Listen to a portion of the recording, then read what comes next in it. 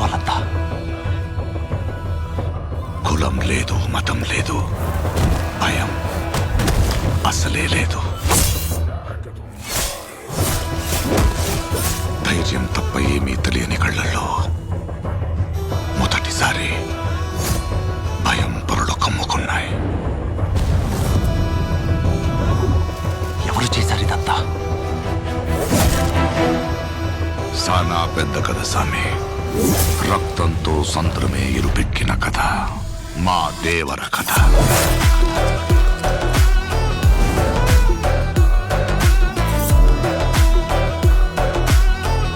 మనిషికి బతికేంత ధైర్యం చాలు, చంపేంత ధైర్యం కాదు.